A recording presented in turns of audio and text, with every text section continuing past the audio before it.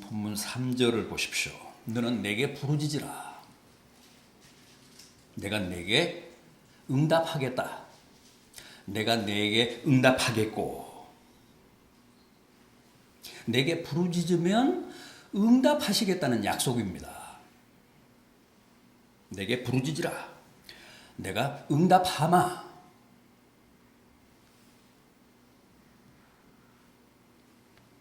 그렇다면 여기서 부르짖으라고 하신 말씀은 무슨 뜻일까요? 부르짖으라. 교회가 들썩거리도록 큰 소리를 지르라는 겁니까?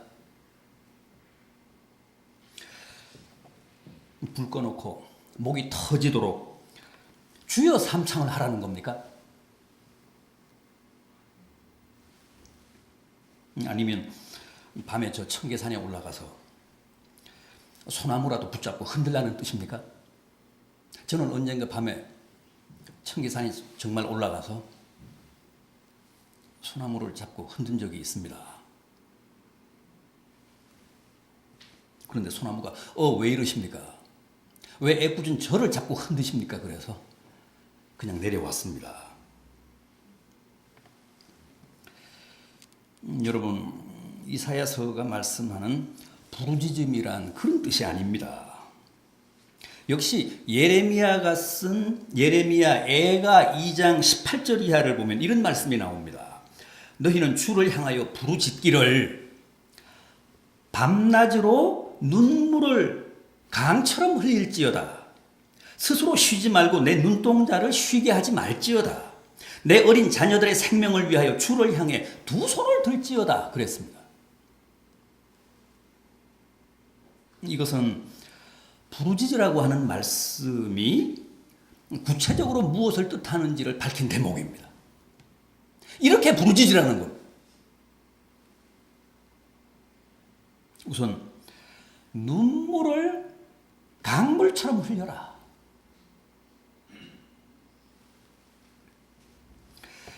눈물로 자복하라는 겁니다.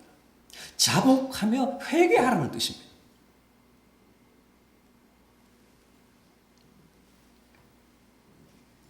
예레미야 선지자의 별명이 뭐죠? 눈물의 선지자. 예레미야 선지자가 쓴 예레미야서 속편, 예레미야 애가 무슨 뜻입니까?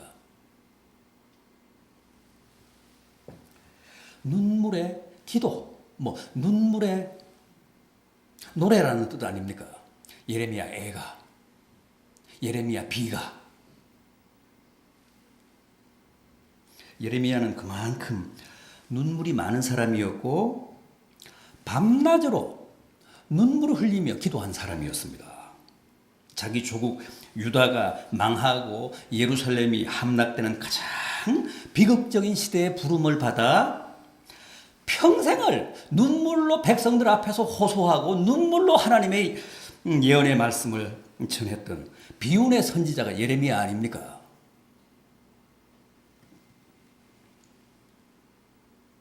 그래서 그는 오늘 우리에게도 눈물을 강물처럼 흘리며 기도하라고 합니다.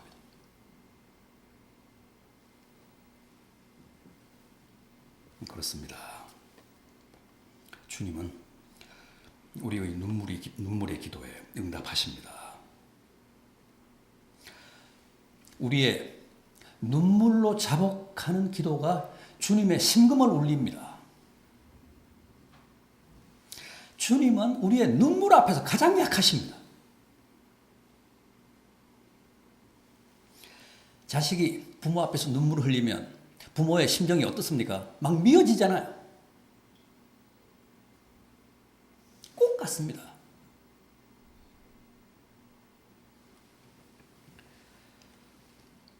다음은 뭐라고 했습니까?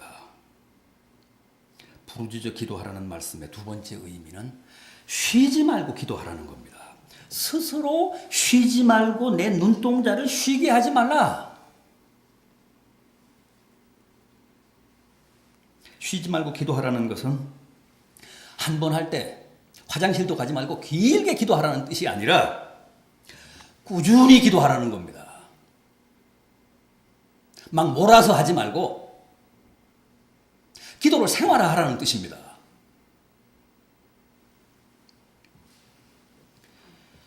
기도를 쉽게 접지 말라는 겁니다. 우리는 너무 허무하게 기도를 포기하잖아요. 우리의 시간표하고 하나님의 시간표는 다르니까 꾸준히 기도하라는 겁니다.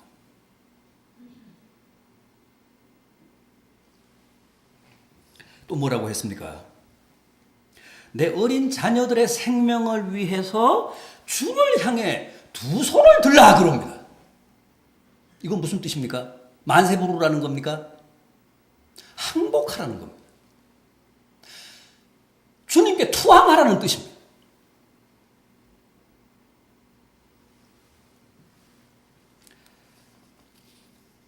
여러분, 두 손을 들고 기도하십시오. 완전히 하나님 앞에서 항복을 선언하며 기도하십시오.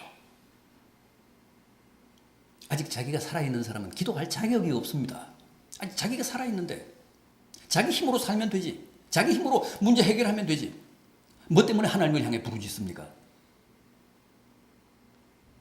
아직 자기 힘이 있는데, 자기 재주가 있는데.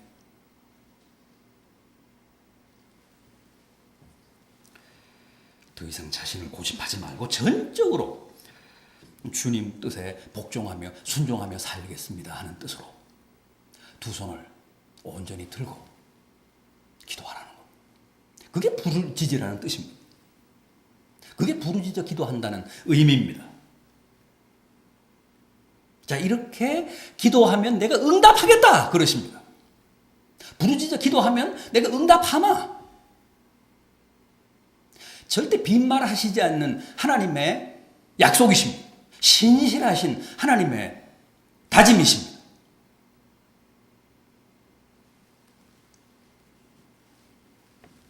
어떻게 응답하신다고 합니까? 우리가 부르짖어 기도하면 응답하시겠다고 그랬는데 어떻게 응답하신다고요? 오늘 본문 3절 하반절을 보십시오. 네가 알지 못하는 크고 은밀한 일을 보이게다 그러십니다. 정작 기도하는 나도 미처 알지 못하고 상상하지 못할 크고도 비밀한 그 무엇을 보이시겠다고 합니다. 내 앞에서 연출하시겠다는 뜻입니다.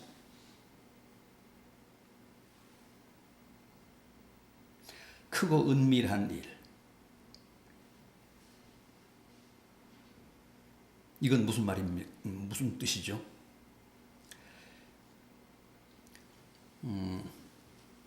전에 성경에는 크고 비밀하다고 그랬죠. 크고 비밀한 일. 위대하고도 기발한 일. 위대하고도 기상천외한 것. 위대하고도 신비한 것을 말합니다.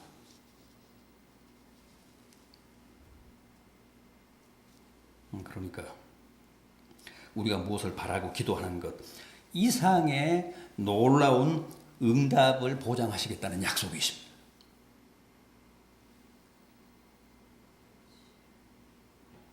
우리는 흔히 기도하면서 주님의 응답에 대해 나름대로 상상을 합니다. 이렇게 이루어 주시고 또 이런 걸 허락해 주시면 좋겠다는 바람도 가집니다. 그런데 여기서 부르짖는 자에게 응답하시겠다는 크고 은밀한 일이란 우리의 그런 인간적인 기대나 상상력을 완전히 뛰어넘는 놀랍고도 기발한 그 무엇을 허락하시겠다는 말씀이십니다. 전혀 예상하지 못하고 꿈꾸지 못했던 결과를 우리로 하여금 한아름 안게 하시겠다는 겁니다.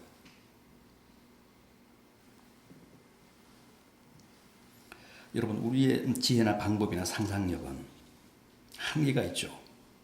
협소한 제한 속에 갇혀 있습니다. 그러나 하나님은 우리의 그런 인간적인 모든 것을 초월해 계십니다.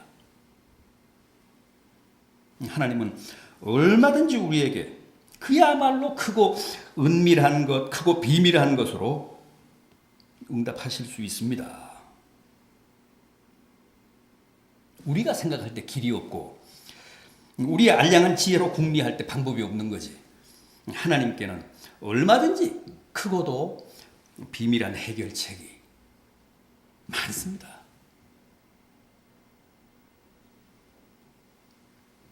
따라서 우리가 열심히 부르짖어 기도하면 그런 신비하고 은밀한 축복을 허락하신다는 겁니다.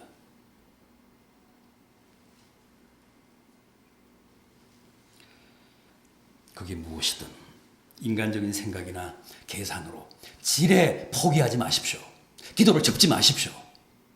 그건 정말 너무나 인간적입니다. 비신앙적입니다. 하나님은 다 하실 수 있습니다. 주님은 우리의 생각과 우리의 판단과 우리의 상상을 완전히 뛰어넘어 계시는 초월자십니다.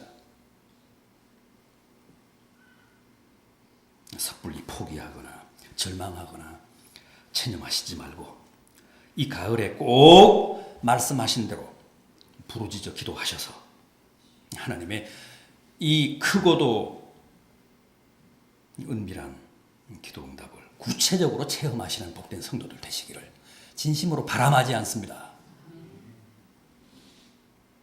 다음은 황폐해진 성을 치료해서 낫게 해주신다고 합니다. 우리가 부르짖어 기도하면. 봉독해드린 본문 6절 말씀 보십시오. 보라, 내가 이 성읍을 치료하며 고쳐 낫게 하고 평안과 진실이 풍성함을 그들에게 나타낼 것이다. 바벨론의 침공으로 완전히 초토화된 예루살렘 성을 다시 일으켜서 평안이 풍성한 성읍이 되도록 회복시켜 주마. 그러니 부르짖어라.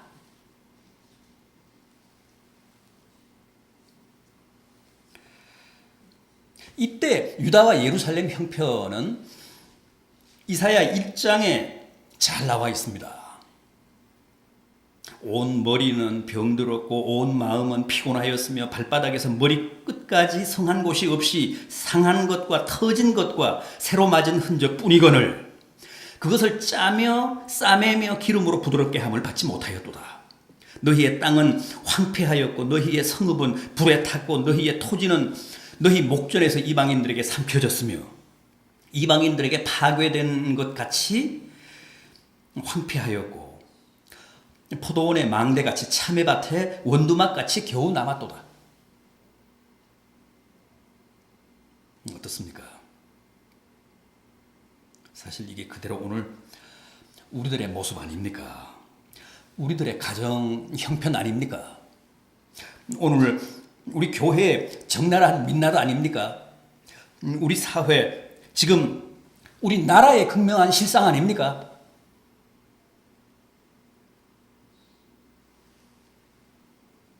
요즘은 정말 성한 사람, 멀쩡한 사람이 없습니다.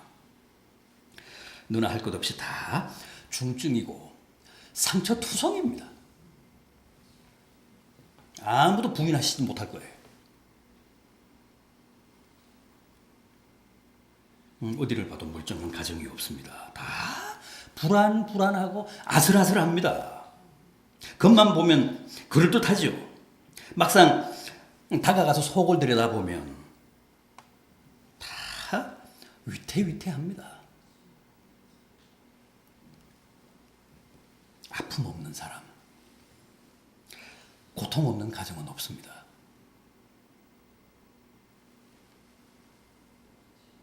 나라 사정은 더합니다. 정치, 경제, 사회, 사법, 문화, 종교까지 하여간 총체적으로 다 병들었습니다. 병도 거의 불치병 수준입니다. 그런데도 여전히 모두가 제잘나서 배는 산으로 가고 있습니다. 열심히.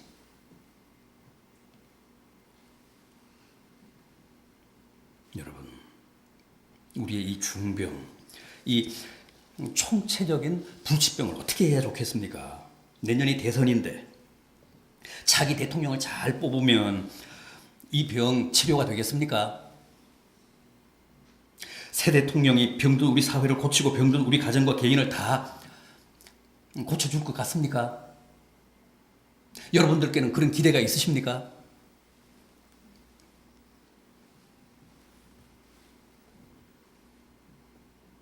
제 눈에는 죄송합니다만은 지금 대통령이 되겠다며 들썩거리는 사람들이 훨씬 더 심각한 환자들입니다.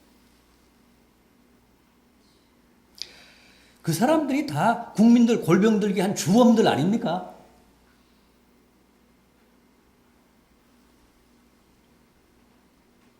누구도 그 어떤 개인이나 집단도 지금 병든 우리 사회와 우리 가정을 결코 온전케 할 수 없습니다.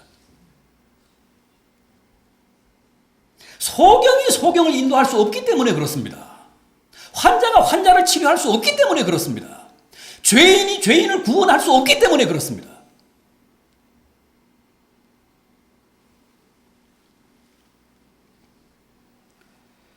여러분, 그러나 우리는 절망할 필요 없습니다. 우리가 나라를 위해, 우리의 병든 사회를 위해, 우리의 위태위태한 가정을 위해 주님께 부르짖으면 하나님이 우리의 성을 치료하사 낫게 해주신다고 분명히 약속하셨기 때문입니다. 우리는 하나님의 말씀을 믿는 사람들 아닙니까? 하늘이 두 쪽 나도 하나님의 말씀을 믿는 사람들이 신자입니다.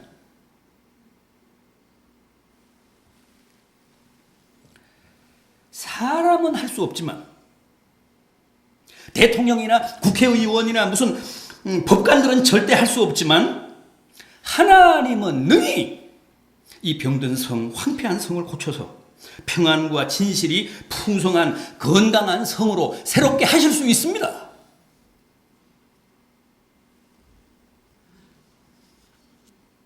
우리의 가정과 개인의 중병도 다 치료해서 낫게 하실 수 있습니다. 출애굽기 15장 26절입니다. 나는 너희를 치료하는 여호와라. 말라기 4장 2절입니다. 내 이름을 경외하는 자에게는 의로운 해가 떠올라 치료하는 광선을 발하리라. 역대하 7장 14절입니다. 스스로 겸비하여 부르짖으면 내가 하늘에서 듣고 그 땅을 고칠지라. 그게 가정이든 교회든 나라든 사회든 혹은 내 몸, 내 마음, 내 영혼이든 꼭 치료가 필요하고 고침이 필요하신 분들은 주님께 부르짖으십시오. 반드시 우리를 고치사 평안과 진실을 풍성하게 해주실 줄 믿습니다. 또 우리가 열심히 부르짖으면 만신창이가 된 이 대한민국이라는 성읍을 구하사 평화가 회복이 되고 남북이 통일되고 민족이 서로 화해하는 축복도 언젠가는 베풀어 주실 줄 믿습니다.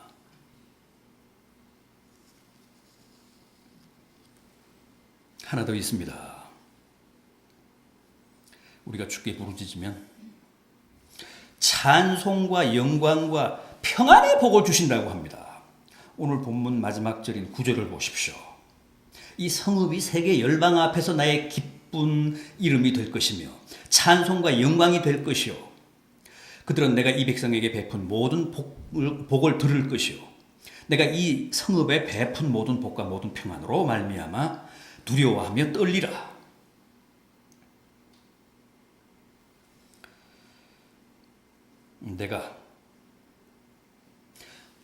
내 가정이 주님의 기쁨이 되고 내 입에서 찬송이 떠나지 않고 내 삶에서 드러나는 영광과 평안으로 인해 열방이 세상이 다 경이로워하고 두려워할 것이라고 합니다. 얼마나 아름다운 축복입니까?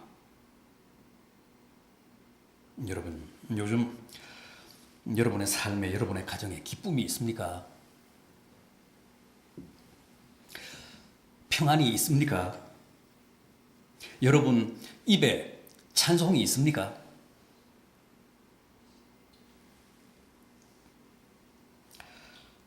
삶에 보람이 있고 낙이 있으십니까?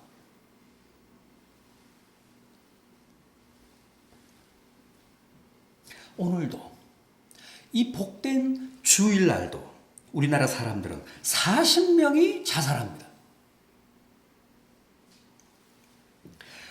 33분에 한 명씩 자살하기 때문에 우리가 지금 1시간 예배드리는 동안에도 2명이 자살합니다.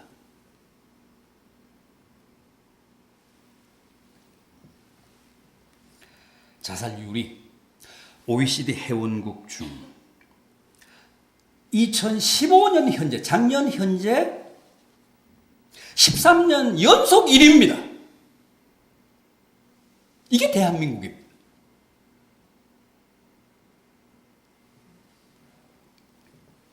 그만큼 삶이 힘들고 고통스럽고 아무런 보람도 기쁨도 희망도 없다는 겁니다. 그래서 남녀노소를 가리지 않습니다. 빈부귀천을 불문합니다. 개인적으로 혹은 집단적으로 죽음에 자기의 생명을 내던집니다. 우리 사회가 지금 그만큼 위기적이고 절망적이라는 뜻입니다. 정말 치유하기 어려운 집단 우울증이 아닐 수 없습니다. 믿는 사람들도 마찬가지입니다. 평안이 아니라 다들 짜증으로 가득 차 있습니다. 보면 모두가 살기 싫다는 표정입니다. 보십시오. 다 살기 싫은 표정.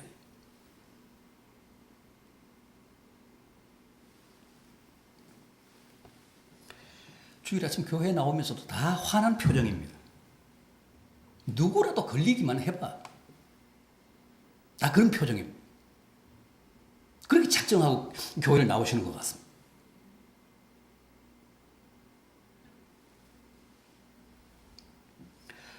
얼마나 다들 까칠한지, 얼마나 다들 뾰족한지.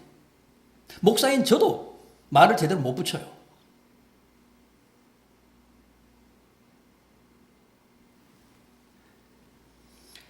우리가 지금 그렇게 메마르고 삭막하고 황폐한 환경에서 살고 있습니다. 정말 사는 게 아닙니다. 다들 죽지 못해서 살아가고 있습니다.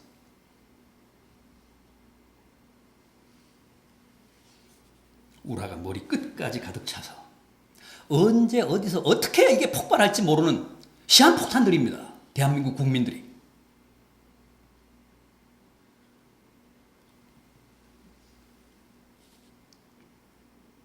그러니 삶에 무슨 기쁨이 있고 무슨 보람이 있고 그 입에 무슨 찬송이 있고 평안이 있겠습니까? 어떻게 해야 합니까?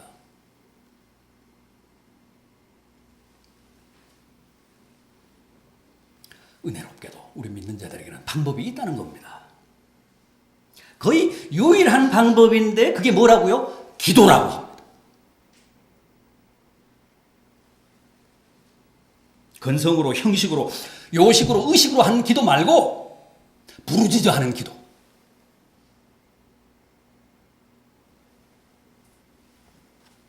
눈물을 강물처럼 흘리며 자복하고 밤낮으로 쉬지 않고 기도하고 또 두 손을 들고 온전히 하나님께 투항하며 드리는 기도.